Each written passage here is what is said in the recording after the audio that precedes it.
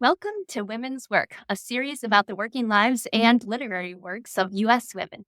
In this series, we take up questions like where did Americans get the idea that some kinds of labor are properly women's work?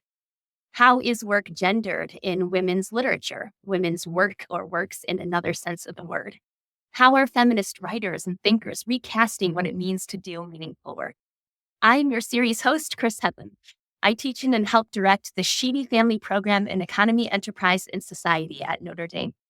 The program helps students studying both business and the humanities or arts to ask big questions. Questions like, what makes work meaningful, or what makes a just economy? This Think ND series, Women's Work, is based on an undergraduate course I have developed by the same name. The course and the series are made possible through support of ND Women Connect, Think ND, the Notre Dame Alumni Association, and a digital learning sprint grant I received from Notre Dame's Office of Digital Learning and their campus partners. If you find the content here interesting, I hope you'll consider interacting with women's work in other ways, such as volunteering to do an informational interview with a student or participating in our shared read in conjunction with the alumni group Notre Dame Women. You can find more information about these opportunities and others through the Think ND website. Okay, let's talk about women's work. I am so pleased to be joined today by Sabrina Lee, Assistant Professor of English at Calvin University in Michigan and a PhD candidate at the University of Illinois at Urbana-Champaign. I've asked Sabrina to join me today to talk about her work in the digital humanities, including the groundbreaking essay that she co-authored on the digital humanities and women's representation in fiction, a perfect topic for this series. Sabrina, thank you so much for being here.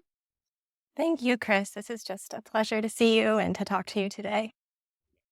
Before I dive into specific questions about your work, I'm going to ask you a few broader questions about the digital humanities as a whole. It's occurring to me as I was thinking through this series that there were likely listeners who haven't encountered the digital humanities before. That's a brand new concept, and that's really exciting. So I wanted to start on the ground level. Audience members, if you are an expert in the digital humanities already, just fast forward a little bit. Okay, so basics. Sabrina, tell us, what are the digital humanities? The digital humanities is a really capacious field. So there's a lot of things you can do in the digital humanities. The sort of large umbrella is combining digital technologies with humanistic inquiry. So think of what you can do with a computer and what questions you have about culture and put them together. And that encapsulates a lot of what happens in the digital humanities. I'm a literary scholar, and so I'm interested in how computer programs can track patterns in language, patterns across large volumes of text.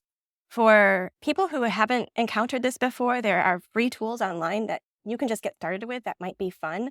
So the Google Ngram viewer is just one thing that might get you hooked. You can just type in search terms and see how language has changed across time. So if you're new to this and you're curious, dive into the Google Ngram. It's spelled exactly how it sounds. And you can see, how words change, how phrases change and their relationships like that.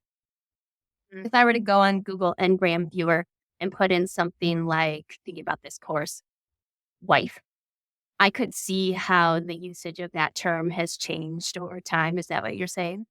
Yeah, I can actually pull it up a minute and we can actually do this if you wanted. I'm 100% down.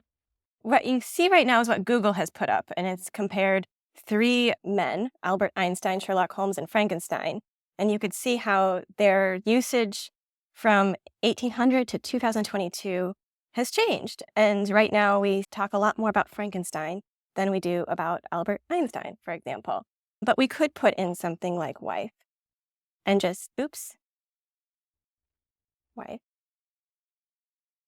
and see how this word's frequency takes a little bit of a dip, which is interesting in like 1980 and Interesting. 22. That's just one thing you can put in other, maybe wife, sister, mother. Just see what happens. Oh, wow. Fascinating. So I'm seeing on the graph that something like wife was highest, what is that, 1800 that it starts with? and it's gone down over time, but like you said, yeah, in 1980s, it's on the rise. Mother is it highest now than it ever has been It is. since the 1800s? Yeah. Fascinating. How does Google come up with these graphs? Like, how does So it this know? is a tool that's connected to Google Books. You can think of all the books that are digitized through Google, and this is connected to that. And it has basically searched and found these terms and their frequencies across that large corpus of Very helpful. texts. Interesting. This is a really helpful example, Sabrina. Thanks for thinking to bring this in. What I hear you saying is that the digital humanities use computer programs in order to read large collections of texts beyond what an individual might, if a scholar, say one of us is a literary scholar, could read, I don't know, 100 books in a year or something like that. But we're not going to be able to read thousands of books and make the kinds of conclusions that come from reading such a large collection. So these digital tools do that large collection of reading and is able to show us insights like this, big changes over time. Is that right? Yes, that's the digital humanities that I've been most familiar with. Okay. It's such a broad changing field that to say that's the only thing that's happening wouldn't be really fair to other scholars. Cool archival projects. There's other scholars are also looking at different ways of visualizing culture and stuff. But I have been in the reading large quantities of books sort of field. Neat. Very helpful. One of the terms that digital humanists will throw around that I find very interesting is the term distant reading. Like they'll talk about distance reading or distant reading as a way to describe their method. Can you tell us a little bit about that term? What does that mean, distant reading? One of our bread and butter methods is close reading. And this is a method that has its history, its complex history, but it's what you think of when you think of your English classes, often taking like a small piece of a text and looking at all the little fine details, looking for patterns, looking for symbols, looking for imagery, and seeing how those details contribute to the understanding of the novel or the poem or the short story as a whole. Um, Distant reading is also looking for patterns, but instead of focusing on like a paragraph or a poem or a chapter, it's focusing on a large scale of books. And it's looking, for example, like 100,000 books. So instead of one paragraph, distant reading is looking for patterns across a large quantity of texts, like something that is very difficult or impossible for a human reader to do without a computer program. Digital humanists think about the relationship between close reading and distant reading. Is it like, this is the new frontier? We'll do away with close reading. Now we got distant, like how do digital humanists think about that relationship? For me, and also for my mentor and co-author, Ted Underwood, distant reading and close reading are two different methods that can be useful in different contexts. And as a literary studies scholar and teacher, I don't want to dismiss the importance and the value of close reading. I teach that. I continue to teach it. It's very useful for certain projects. Reading is a different method that's very useful for other projects. And some of the big questions are then like which projects and when and all of that. But at least for me, I really want to combine the two and see what each brings to the table and maybe the limits of each as well. Really helpful. You mentioned there for me, so maybe that's a good transition to thinking about your specific project, the essay that you worked on that I'm interested in for the sake of this podcast. Again, this whole series is thinking about women and women's literature, women's work. And I know that's something, it's been several years now, but you mentioned Dr. Ted Underwood at UAUC, Dr. David Bannon at UC Berkeley worked together co-authoring an essay. Let me see, I think I wrote down the title, The Transformation of Gender in English Language Fiction. Very relevant to this particular series, Transformation of Gender in Fictions. I would love to spend a little time just asking you about that particular piece, if that's okay. So I guess maybe you can start at the broadest level. Can you summarize for us a bit? What were some of the key arguments or findings in that essay?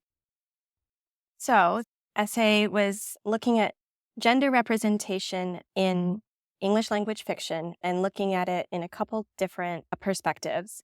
One caveat before I get into this is that we were looking at it gender. There's many wonderful, important theories of gender as performative, gender as a structural relationship. we were looking at it as a public-facing category. And so we weren't trying to make any claims about the truth of gender. Instead, we were thinking about social positions and their legibility in a public-facing way. So there are many genders besides the binary categorizations of men and women. But for this article, we were thinking about the public position of men and women. So we stayed with this binary. So we were thinking about differences between men's representation, both on the library shelves and within fiction, and how it's different from women's representation on the library shelves and within the space of fiction. So we came up with 3 main points and 2 contrasting patterns. One of the big things we found was that gender divisions between characters, between men and women, characters in fiction, became less distinct over the course of the last 200 years. Another point we found was that female authorship declined dramatically from 1850 to 1970. And this was a story we did not expect to find. And a similar pattern here is that the space allotted to the representation of women in fiction, so the space that authors use to describe women, also declined dramatically from 1850 to 1970. So we're, just like your course, thinking about women's work in a variety of ways. This is thinking about women's representation, both like the real life authors that we have access to, and also women as characters that we encounter when we read. I just find these 3 kind of main takeaways from this essay so illuminating because, like you mentioned, it goes against my own instincts. Like, my thought would be like, oh, over time, more women would be writing books, and the representation of women, the amount of space dedicated to representing women in fiction would increase. But in fact, the fact that the opposite is happening is so interesting to me. And then also, though, that then there's like kind of a contrasting shift, though, where the polarization in descriptions of male and female becomes less distinct. The relationship between this, again, one of the reasons that I was so excited to talk to you is that I just find the takeaways from this essay, it just changed the way that I think about women's fiction and women writers. So it was, very influential for my own work. Before I ask you, I want to ask you more follow-up on each of those kind of takeaways. A couple of more general, making sure I understand or helping the audience understand the scope of the study. Do you know how many books you were studying, and where did you find those books? So we read 104,000 works of fiction. That's also important to remember that it's not all the books, but it's primarily it's all fiction. From 2 digital libraries, mostly HathiTrust Digital Library and also the Chicago Novel Corpus.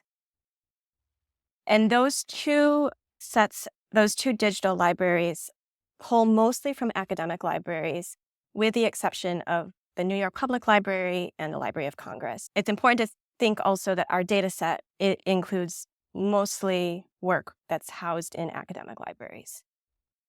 Yeah, very helpful. And then in terms of the years that you were covering, you mentioned 1850 at one point. Was that your starting date? Or Our what? starting date is actually 1703. Okay. And goes through 2009. But most of the works fall within 1780 to 2007. Okay. So overall, it's a span of 306 years. But, the sort of far-reaching edges are less represented than 1780 to 2007. So this feels like a ginormous undertaking, like 100,000 plus books, 300 years. And that's in part, like you said, one of the things that digital humanities can do is to help you take on sizes of projects that would be impossible if you were just an individual researcher close reading. Can you tell us a little bit about like the roles? So what were you doing? What was Ted Underwood doing? What would each person do? Yeah, that's a great question. So I came onto this project after Ted and David had developed the program that we used. They share all of this code. So anybody who's interested in replicating this, there are repositories where they share everything, and anybody who's interested can run it and do this sort of work. So they had developed the program called Book NLP with Noah Smith, and They published this in a 2014 article. You can think several years before this article is published, they were working with this computer program to read this amount of texts.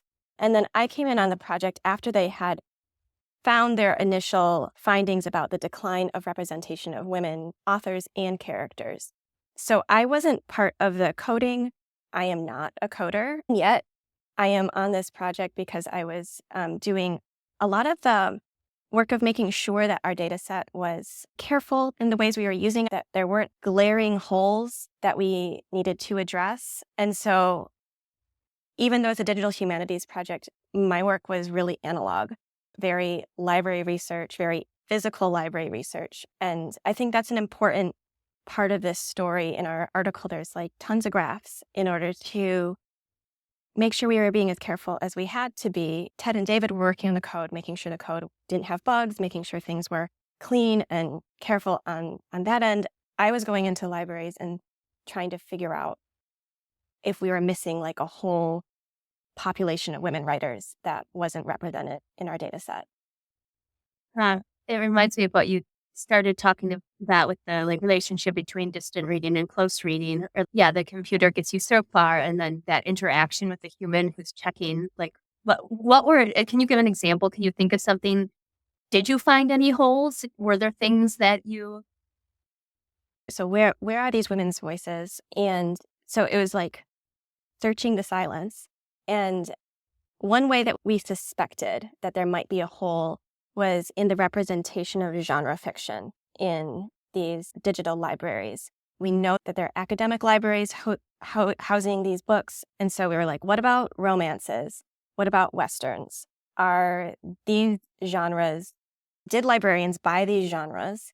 Or are they missing? And for example, like maybe librarians bought way more Westerns than they did romances. And is that a space where we can be like, the data set is showing that there's this whole not actually a huge loss of women writers.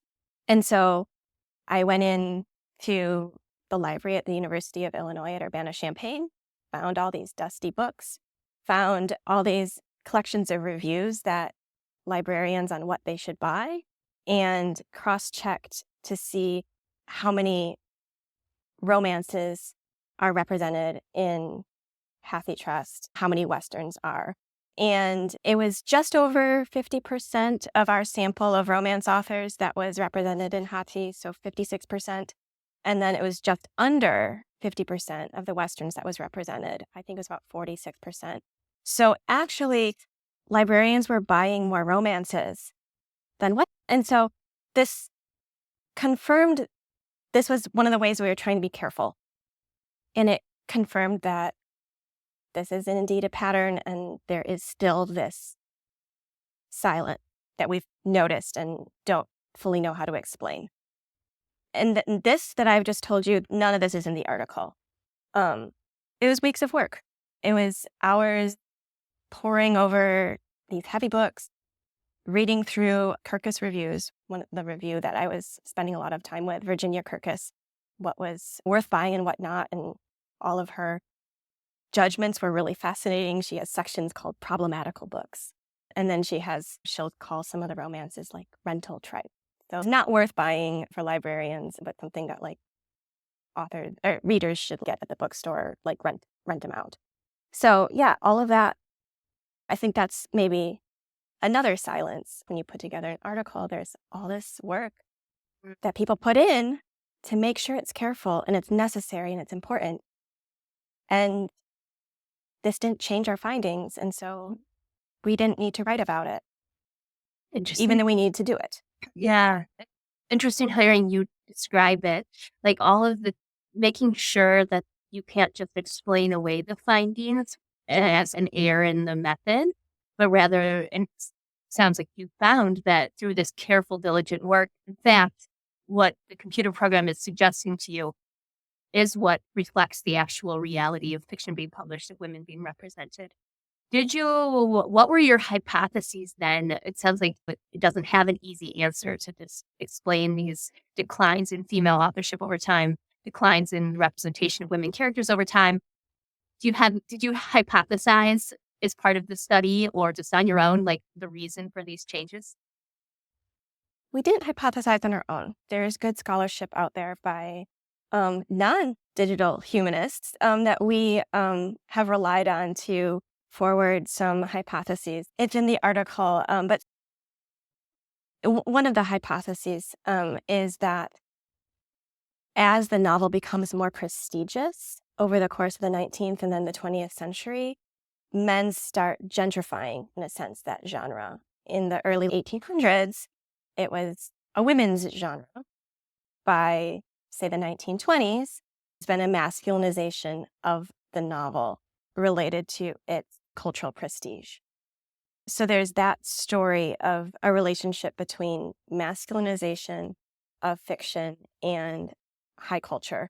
Another, and this is another sort of um, sobering hypothesis, is that the reviewers were pushing women out. And there's more and more difficulty for women to get published and to have their books bought and sold.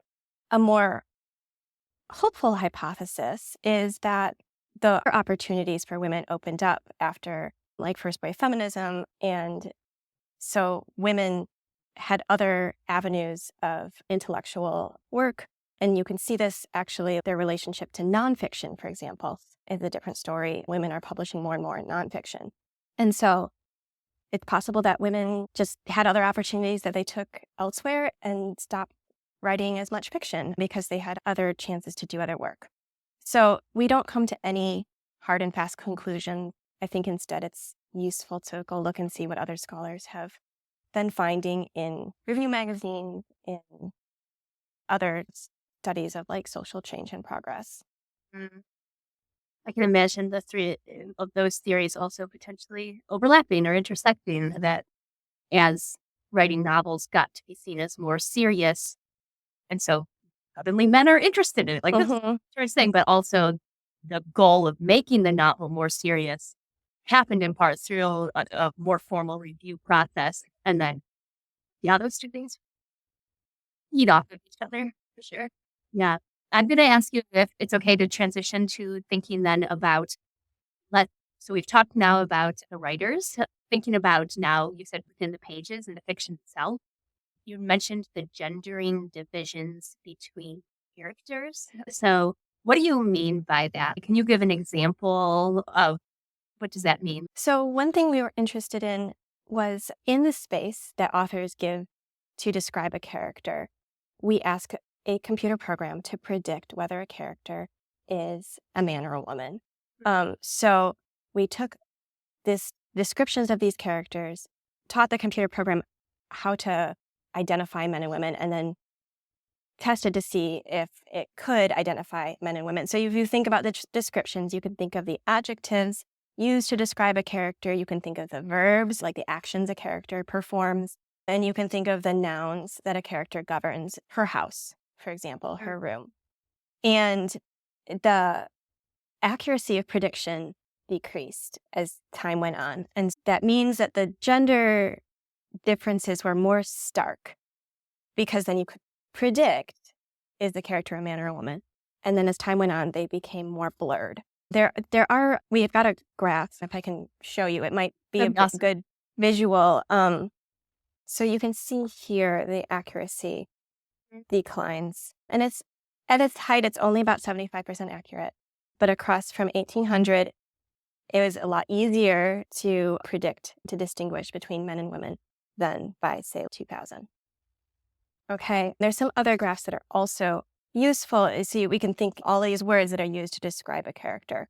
One of them is what they do. And if you look at this graph, there's 3 lines. One is about the word felt, one is about the word got, and one is about the word read. And on the graph, there's at the 0 line is the median, and men much more often are associated with the verb got, are much more often associated with the word felt. And men and women, about equally in these books, they read. But you can converge as the further along we go. It's even more stark with the relationship between space. And this is one of my favorite ones because it's about interior space versus exterior space. So rooms and chambers in the 1800s are much more associated with women, and houses and country are much more associated with men. By 2000, the pattern kind of converges. So rooms aren't as much associated with women as they used to be. And houses actually are more associated with women than with men. And with room and chamber, you can think of the interior domestic space. One question we had that we didn't quite answer is, does house signify all interior space by 2000? We're not sure about that. But these graphs help to show like how something that was very different between men and women in 1800 isn't, that these differences aren't as stark as time goes on. Do you want to see another one? Yes, I do want to see another, and then I want to say, so I followed up on that too. Okay, this one is very fun. It's like word of you associated with mirth. Smile, laugh, and chuckle are gendered within this corpus, especially around 1950. And so at 1950, women smile and laugh, whereas men grin and chuckle. And then That makes perfect sense. differences became less stark. That's the one I think is quite fun. In 1950, Chris, we were not supposed to chuckle. I think is so interesting about this is we talked in another episode of this Big Handy series about the ideology of separate spheres. So thinking about something like houses and chambers versus countries and nations and such, which spaces, at least with how they're represented in fiction, are seen as belonging to women and belonging to men. And so to be able to see how that changes over time, and I think the gendering of mirth is a good example too of how it's not always a linear relationship. And so it's interesting to just think about, it raises questions that I wouldn't have thought about otherwise. Okay, what was happening in the 1950s that would make the gendering of mirth so much starker? How does post-war period relate to that? How does it just raises new questions? I'm sure you found that as you were working on the article too, that you were asking yourself things you hadn't before. Do you see the same changes in terms of the gendering? Is it the same in fiction that's written by women and written by men? Was it just as stark in the beginning and just as blurred at the end, depending on the gender of the author? We don't have that. One thing we do have, though, is the presence and the space allotted to women in fictions. It decreases. That's one of our big findings. But it also decreases in the fiction that women write. And it wasn't just men authors, definitely privileged male characters in terms of the amount of words that they dedicated to these characters. We expected that once we saw the original graph. But it's also fascinating that women authors also don't allot as much time to women characters as time goes on until about 1970. Yeah. Yeah. And that's not something you would necessarily think. There's a graph that shows that if you want to see it. It in books by women characters it decreases from about 1900 to 1970, as well as in books by men. Fascinating. And that's, again, another question. A lot of these graphs, they're fascinating. We've developed them very carefully. And they ask us to ask more questions than give us, in fact, causal answers. What would you say, from your perspective, like, why is this main takeaways right now? One, I'm a literary studies scholar, and I think it's a reminder that the relationship between cultural representation and political and social change does not always match. And to me, it reminds me to be humble and to take care with the objects of study that I work with. Fiction doesn't tell the whole story. If you're going to look at these graphs, we actually can't detect when first wave feminism is, and yet that's so important. And so fiction doesn't tell a whole story, and it's important to be reminded of that. On the other hand, the graphs don't tell the whole story, and the technologies don't tell the whole story, and so it's important to have the humanistic inquiry, the analog work too. So basically, we don't know everything and we have to work together. That's one takeaway. I'm also a gender studies professor.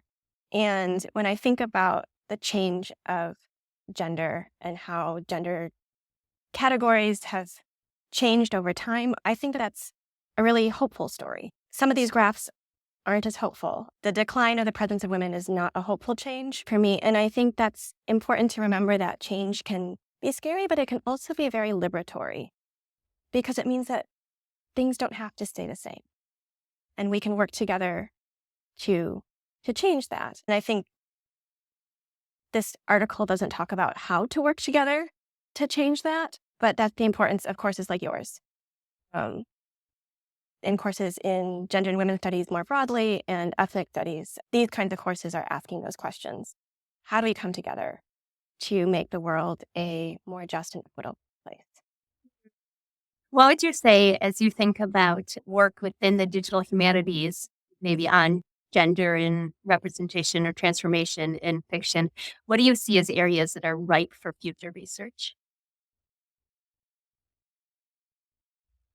What I'm very interested in is hidden labor and the hidden labor that goes into, you can see my relationship to this project. There was a lot of like hidden labor as we were also looking for through silences and looking in holes in data sets and things like that. And so I think that's what I would be very interested in seeing is more work on what gets hidden, why it gets hidden, who benefits, when it's necessary, when it's perhaps not. And in a class on women's work, you're thinking a lot about what's visible and invisible. And those are questions I'm really interested in, both within the digital humanities, but also in other projects. Me too. Yeah. What you mentioned at one point as you were showing me one of the graphs. Oh, this was one of my favorites. What were some of your other favorite parts, or what was most interesting to you as you were doing the work?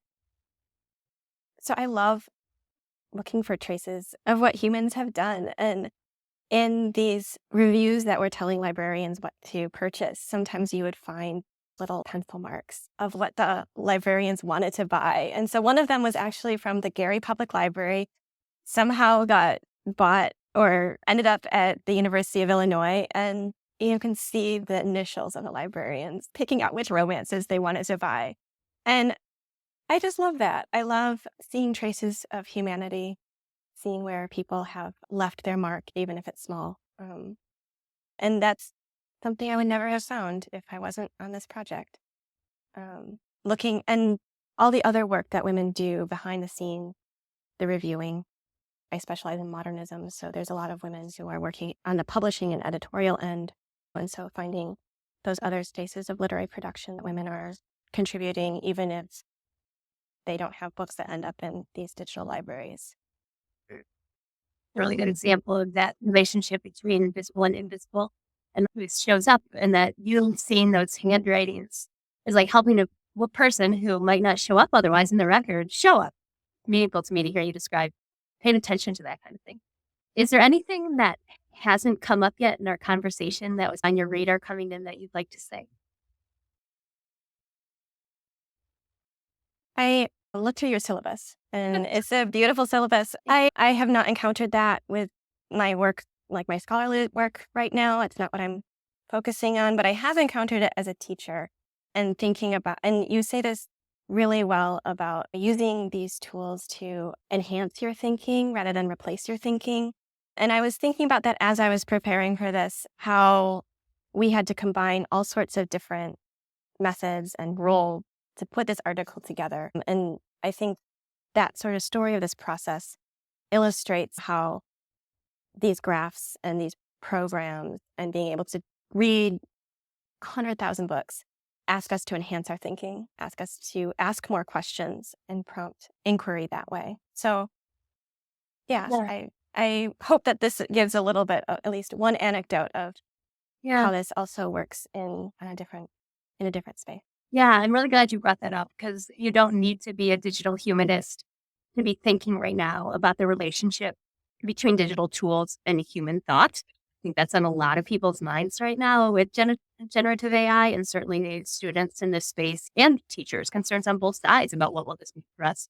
Be thinking about how do we use the tools in ways that are generative, as just Mhm. play on words there, double meaning, as not to replace human thought, but to enrich and to help us think things through. And what you've offered today, I think, is a great example of how digital tools can operate on their own. It's only as smart as the person who's helping draw out or think carefully alongside it. Yeah, and it's not a magic wand. I think that's when people working on code know that it's not a magic wand, right? Yeah. And then for someone like me who's on this project, there's all the analog work also shows how it's not a magic wand and how really it's humans that make it meaningful and make sure that it's careful and that's irreplaceable and that's not something that's one of the values of what you're teaching and how one of the values of the humanities is being able to ask questions and combine it with other methods. That feels like a really good spot to end. Thank you so much, Sabrina, for your insights, for your sharing with us today, your time. And also thank you, listeners, for joining us for this episode of Women's Work. I speak for all of us at Think ND and ND Women Connect when I say that I hope you enjoyed this conversation. Hope you'll visit think.nd.edu to learn more about this series, about the Women with Work course, and other opportunities for learning that might interest you. Until next time, inspire your mind and spark conversations. Thanks so much, Chris. This was really great. Thank you, Sabrina.